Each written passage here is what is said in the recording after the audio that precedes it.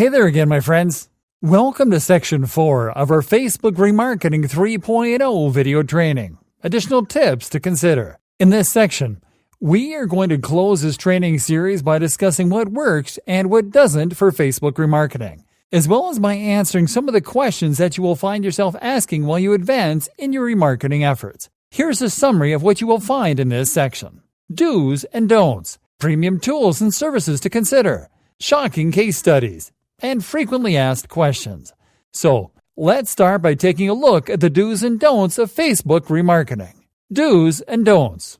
Do's. Track efficiently. Depending on your content management system platform and your marketing objective, you will leave a lot on the table if you don't set up an efficient tracking system, as well as an efficient tracking strategy after you install your tracking pixel on your website. Using plugins to manage custom audiences and setting up individual retargeting pixels for each website that you will be remarketing from are great starting points. Segment your remarketing audiences. Segmenting audiences into specific landing page visitors, blog readers, and people who have abandoned your shopping carts, to give you a few examples, is a great way to avoid remarketing to everyone the same way. Exclude converters. Remember to exclude people that have converted from your campaigns after they have completed the target actions. Set up a remarketing funnel. You have to set up a remarketing funnel to move your targets from one step of the customer journey to the other by setting up different remarketing campaigns with different objectives.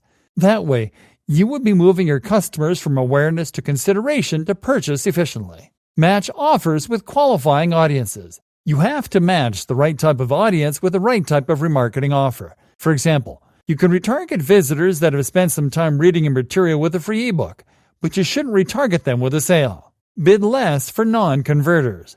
Non-converters are always going to be a valuable asset, as long as they keep coming back, but make sure to not overbid on them.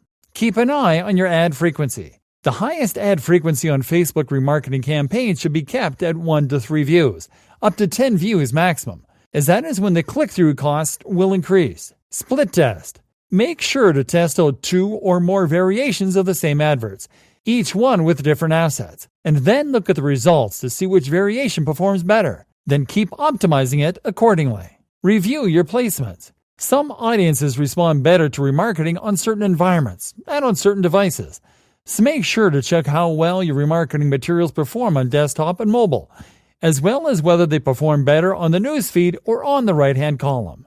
Limit your ad appearance. Place a cap on your daily budget to avoid showing your ads to the same people the entire day, or else you will risk your targets getting blind to your remarketing efforts. Don'ts. Don't sell past the sale. There is no use to keep retargeting people that have converted with a sale with the same offer. Instead, move them to a different campaign where you retarget them with an incentive or an upsell.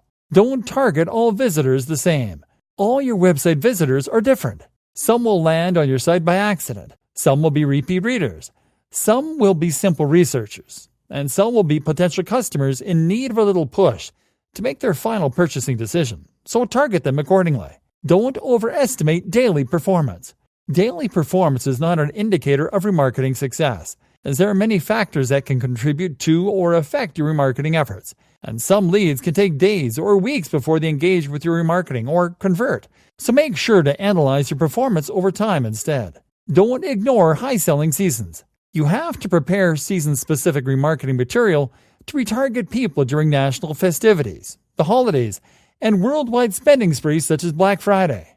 Don't be repetitive. Don't show the exact same adverts to the same people all the time, as this will cause your remarketing to lose value. Don't ask for useless lead info. Don't ask for useless personal information such as phone numbers or addresses to your targets in the consideration stage, if it doesn't make sense to your offer. For example, only ask for a first name and email address to people whom you are offering a free ebook to. Don't stop your campaigns too early. We've seen many marketers stop their campaigns when they don't see a sale on the first day. Keep in mind that, like we said before, most targets can take days, even weeks before acting on your remarketing. So be persistent. Don't rely on external analytic tools. Most external analytic tools such as Google Analytics will give you unreliable data about your Facebook remarketing, so it's okay to always check your metrics using the Ads Manager. Don't retarget highly niche audiences. Highly niche audiences are not likely to respond to remarketing because the people in such audiences are already the ones looking after the niche offer in question. In fact, Facebook won't allow you to retarget certain audiences when they're too narrow. So take that into consideration. Don't overuse static ads. It has been found that remarketing campaigns work best when they serve a combination of dynamic ads, such as video ads and carousel ads with static single image ads. So take your time with your ad creatives.